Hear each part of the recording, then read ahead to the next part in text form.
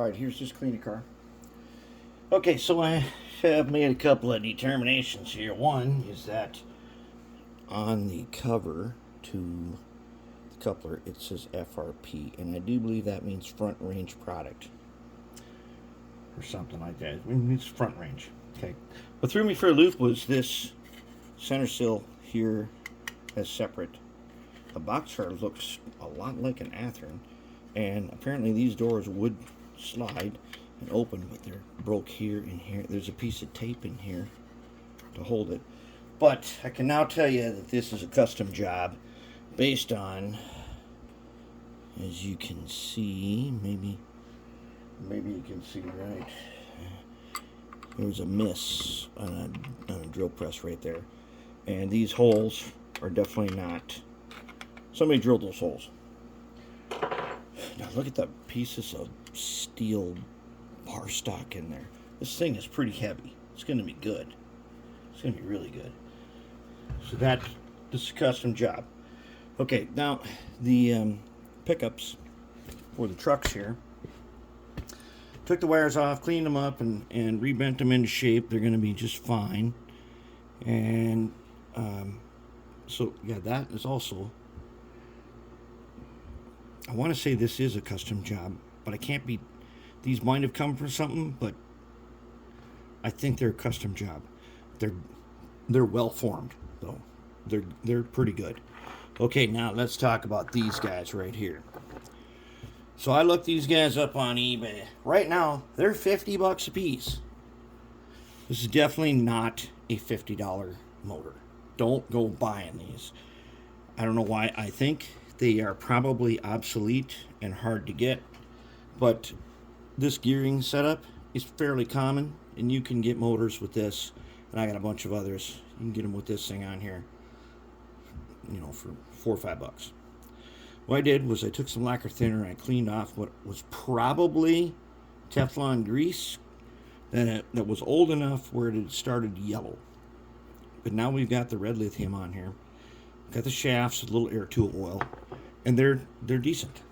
They're not bad. Well, what's good about them is that I tested them all the way up to 30 volts even, and they work just fine. But as cool as this setup looks like, it's not suitable for using like in a locomotive. Gives you a ton of torque, but at very low RPMs. So let's say we put one of these in that cab forward, and I have other ones like this.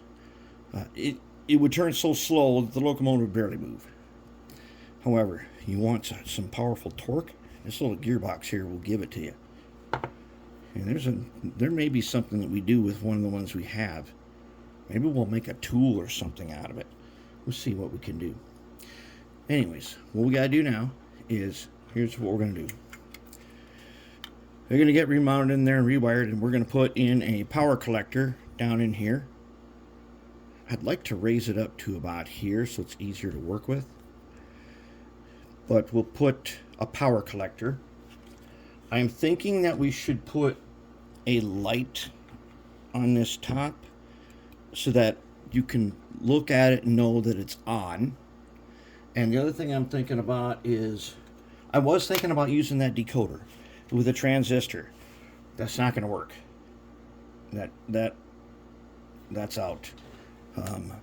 The decoder, if you use a light function, it's very low power, and we need track power to run these.